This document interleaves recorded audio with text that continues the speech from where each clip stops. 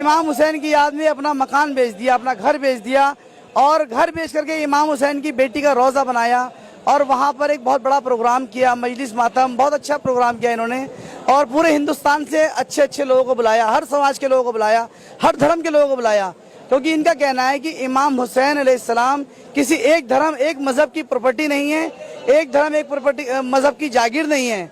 तो जैन साहब से हम एक दो सवाल करना चाहते हैं। जैन साहब, जनता बनता में आपका बहुत बहुत स्वागत है। जी शुक्रिया जी।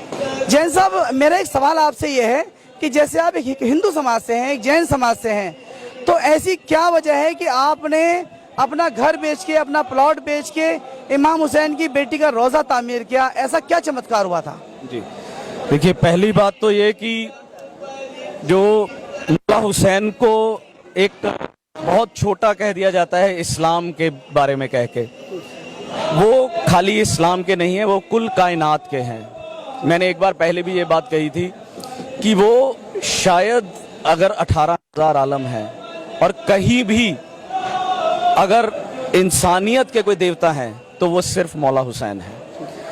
और उनकी बेटी शहजादी सकीना सलामुल्लाह अलैहा का जो रोज़ा मुबारक बना है वहाँ पर, अगर उसके लिए मुझे खुद को भी बेचना पड़ता तो मैं पीछे नहीं हटता, क्योंकि वो मेरी निस्बत है, मेरी अकीदत है, मेरा विश्वास है, जिसके लिए मैंने जब उनकी ज़री मुबारक बनी, जब वो रोज़ा बन रहा था, मेरे पास पैसों की कमी हुई उस वक्त, तो मैंने उस वक्त जो प्लॉट पड़ा था उसी वक्त बेचकर उसको पूरा किया था।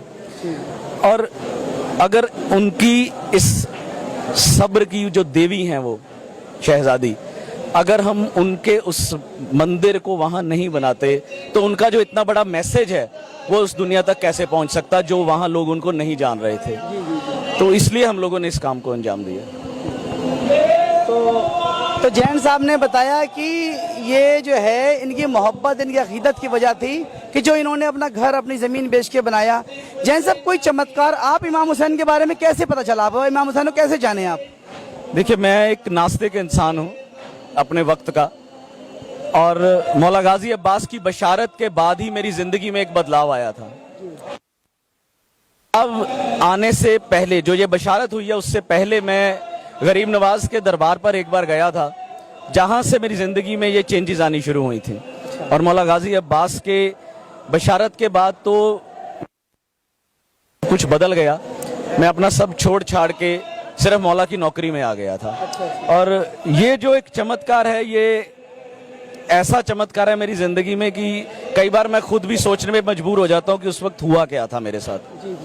कि एक ऐसी रूहानियत, एक ऐसी मतलब वो कशिश थी उन अल्फाजों में जो मुझे सुनाई दी हैं, कि मैं उन अल्फाजों के पीछे ये कह सकते हैं कि लब्बैक कहता हुआ निकल पड़ा। अच्छा। और आज आपके सामने हूँ। क्या चमत्कार हुआ था? कुछ आपको आवाज आई, कुछ सपना आया, क्या चमत्कार था? बेशक आवाज थी, चेहरा तो नहीं था मेरे सामने, और उस आवाज के जो अल्फाज थे वो मैं आपको बता देता हूँ कि चले आओ मेरी तरफ। चले आओ मेरी तरफ। जी। तो देखिए, ये हमारे साथ जनाब सूफीराज जैन साहब हैं, जिनको मौला ने अपनी तरफ बुलाया कि आओ सूफीराज जैन, मेरी तरफ आओ।